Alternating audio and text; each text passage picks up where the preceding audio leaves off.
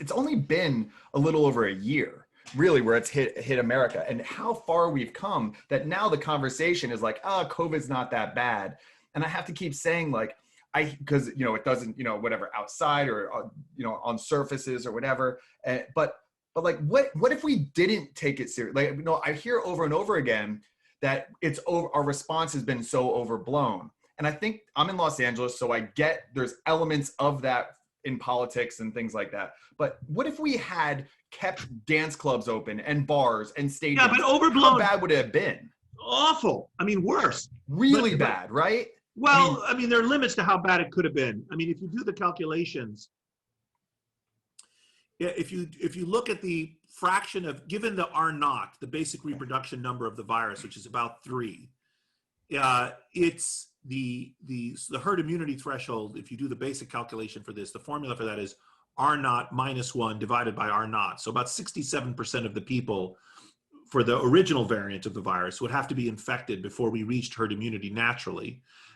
Actually, you have to revise that number downward to about 50%, given certain considerations about social network structure and how humans interact. Basically, some people have many connections and some people have few connections.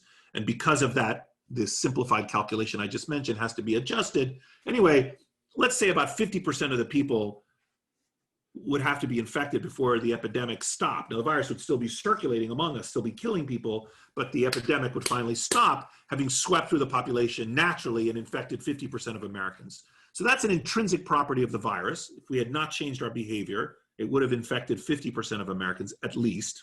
Mm-hmm. And another intrinsic property of the virus is it kills about 1% of the people that it gives symptoms to. This is another, I'm simplifying the story, but let's just say it's actually 0.5 to 0.8% of those infected will die. It varies a lot by age as well. Mm-hmm. And about twice that many, 1 to 1.6% who are infected and get symptoms will die.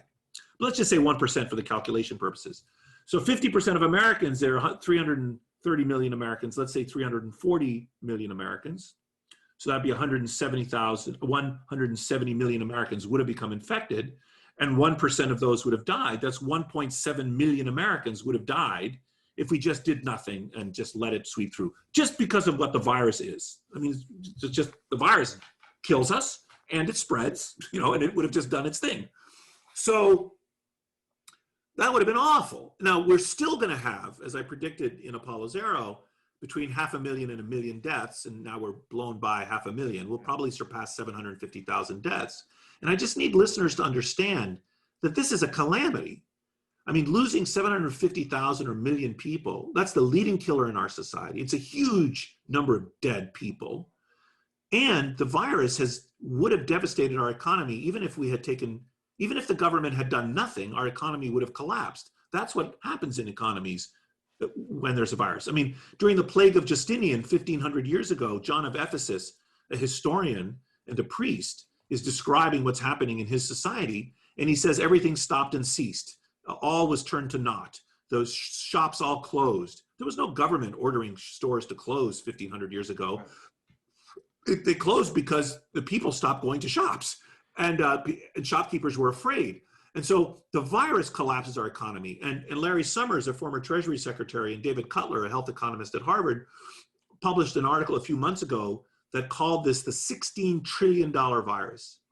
$8 trillion in damage, economic damage to our GDP, and $8 trillion because of death, disability, and illness. That's equivalent, from the moment this virus reached our shores, that's equivalent to going to every family of 4 and taking away $200,000 from them. Yeah. You were made $200,000 poorer the moment the virus hit our shores. My point is, this is a bad virus. It's a devastating thing that's happened to our society. Hundreds of thousands of people are going to die and have died. Trillions of dollars of wealth will be destroyed. So we absolutely needed to take it seriously. And now I've lost the plot because I've been meandering so much. What was your question? It was about what? Yeah, just about how, my initial question was how you viewed this as a sociologist. But no, I think you answered it. And I think that what the audience needs to understand is, like, my wife's salon has been shut down because, she does like eyebrows and stuff. Yes. And but it would have, I mean, if one of her technicians would have gotten COVID and then spread it, like it would have gotten shut down anyway. And that's something that that a lot of people don't talk about when it comes to economic. Or her customers would have, for example, during the anxiety caused by the plague said, you know, I'm going to reduce my spending. And so I consider this a luxury purchase and I'm not going to buy it. Or her customers would have said, you know, people are sick. I'm not going to go out. I'm going to stay at home. I mean, and it wouldn't have taken a lot of business loss for your wife's salon to have to close anyway. You know, maybe a 50%. And it's not like every single customer would have to stop. She has certain fixed costs in running her business. And so that, you know, only a certain reduction in clientele would have been enough to ruin it. My point is this is typical. Like even if the governor, which I imagine is what happened in California, closed the salons, even if he hadn't, your wife might still have had difficulty with her salon. That's what happens during times of plague.